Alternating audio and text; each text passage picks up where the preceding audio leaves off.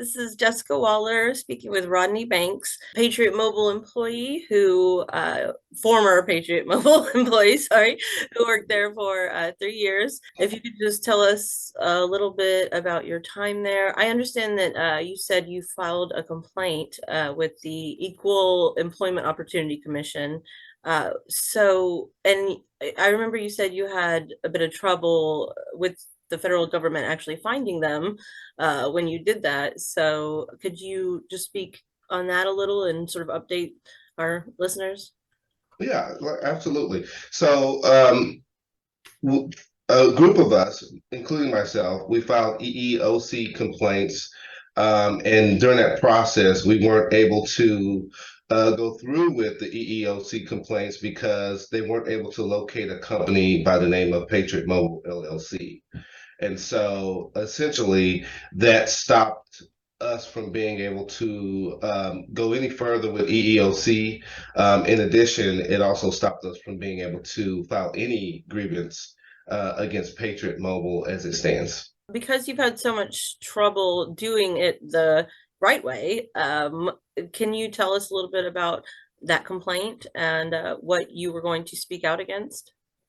Yeah, so it really was a group effort. Me personally, it was really discrimination against the African American employees at Patriot Mobile. When I joined Patriot Mobile, it was my department as the manager of that department. We were predominantly an African American group. Um, Once, I was about a year in, the company kind of shifted to a different direction. And in April, I think of 2021, 22, they terminated roughly 70% of their customer service tech support department, which was my department, including myself and a supervisor and a couple of agents, reducing that staff down to only about four African American agents, including one demoted supervisor that became a team lead now, who was superseded by a white employee who had only been there maybe 3 months. Wow.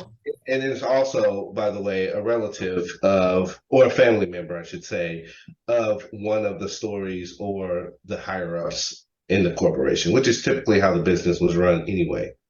And when you say the stories, Glenn's story, Jenny's story, the Right. CEO, CFO, uh, who knows, honestly, because Yeah. they keep changing titles on public documents. So Yes. nobody's actually held accountable, it seems. What kind of issues sort of bothered you when you were working there? That you said you went to Penn State and got a degree in, what was it, business? Business administration from Penn State. I also got my paralegal license from Blackstone Career Institute, all in 2005 Mhm. after I left the military. And so within a couple months of working there, not only did like the racial discrimination and sexual exploitation of women that you've spoke out about, that I've written articles on, bother you, but also you started seeing some pretty concerning issues with the finances there. Can you speak to that a bit?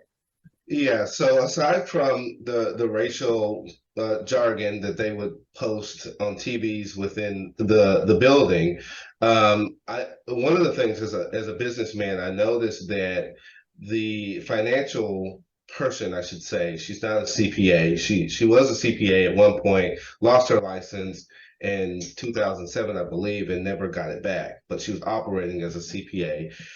She was also operating as an HR director, which is a title that you have to be degreed for.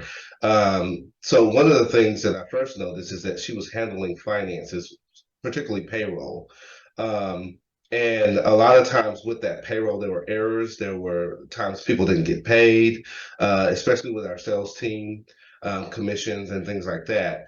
And her response to that was typically, we should manage our money better, as if it was our place, to make sure that we had the money in pocket. We shouldn't expect payroll on Friday like other employees would expect their payroll to come through. So it was kind of shocking to see that for the first time.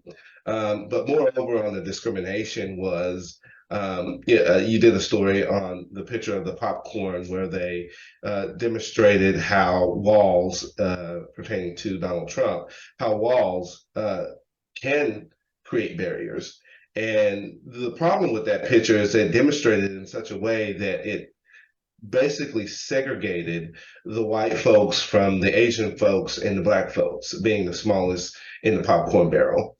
Um, and so employees would come to me with the complaint, and I didn't get it at first until I actually saw and paid attention to what they had posted literally on every TV in the building. So it was pretty disheartening for myself and any other African American employee or any other employee that was of a different race. I remember you spoke of going to a meeting or it was a conference of some sort where Story said that racism doesn't exist. Yeah, so that was really disheartening because uh, during these events, we rarely were invited, number one, to these events. And when we were invited, it was a harsh reality to choose between working and getting your hours or not getting your hours and going to these events. So for the employees that were living paycheck to paycheck, which is predominantly the majority of them, other than the VPs, it was hard to get these folks to come to these events, but it was important that they attend at the same time because it was an educational piece. And we went to this conference at a museum in Irving, and it was Journey something. I'm sorry, I can't remember it. But during that event, they talked about slavery, which was really interesting. It was a big part of the demonstration that they hosted. And at the end of that demonstration, Story's first words were, we're not here to talk about discrimination, and discrimination really doesn't exist. It's a mind thing. And as Black employees, Black people in general, African American people, that was really disheartening because that's our culture. Whether we like it or not, whether it was a good culture or not, it's our history. And that's what we were discussing. And for someone to stand up and basically say it doesn't exist is to erase the African American history. Other than the woman that you spoke of that Trost was Everett Trost was the man who you said was a monster to women that worked there, would make remarks towards them about what they were wearing, just generally degrade them every day, especially women of color. Uh, Mhm. and there was a woman who he was trying to get nude pictures of and would leave money under her keyboard in order to get those pictures. And then, of course, Kara Cunningham, who I wrote Yeah. a story on, and that, issue that was just disgusting. Did you see anything else going on there in Well, that way? I want to be real clear about Everett Tross. So Everett Tross was a monster, is a monster towards women, but he was a monster towards everyone. It wasn't just women that he attacked. If you were of African American descent, it was his way or the highway. And a lot of times, the information that Everett Tross had made him indisposable to the company, which is why I think it took so long for them to eventually get rid of him. But Everett was obviously the redneck type. He enjoyed his guns. He enjoyed deer hunting and hunting in general, fishing and things like that. Um, Glenn Story's been to his ranch or his land. Brian's been to his land along with their children. I believe even Kara had been once or twice. But the idea that this guy was a VP over a department that was predominantly African American and as racist as he was towards people, sly comments, jokes under the table. It was just, it was really discouraging. And then, even the company as a whole, shocked me at the fact that they didn't care about employees drinking on the job.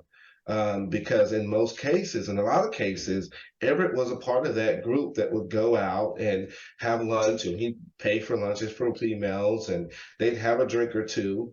And it was no problem. It was no big deal. And I can't imagine if I had done something like that with one of my employees that they would be okay with that. One more thing I want to touch on is they would offer severance to people that they terminated, and they fired you for you said go into a little bit of detail about Yeah, that. so my situation was awkward to say the least, but I reached out to Jenny. I had a disagreement with Jenny Story about how my department was being ran. She was going to be sending out some of my top employees, my supervisors, to a clean location that we had that was a third party to help train. I was on leave at that time when she made that decision, and when I came back, I became aware of this. The problem was it would leave my department with minimal supervision, um, and my team leads would have been out also, which would have caused a lot of hand raising, a lot of questions. We wouldn't be able to answer the calls in a timely manner. It would create a bad experience for the customers we did have. Thank you so much for all of your information. You truly are I don't it's like I don't even want to use this word anymore, but a patriot for Yeah. speaking out and letting us know the truth. So how have you been with your new company?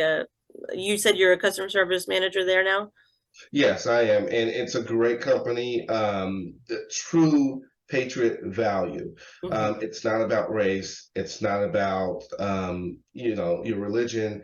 It's about offering a product to the customer, delivering on that promise in that product, and ensuring that our employees are well taken care of in the process.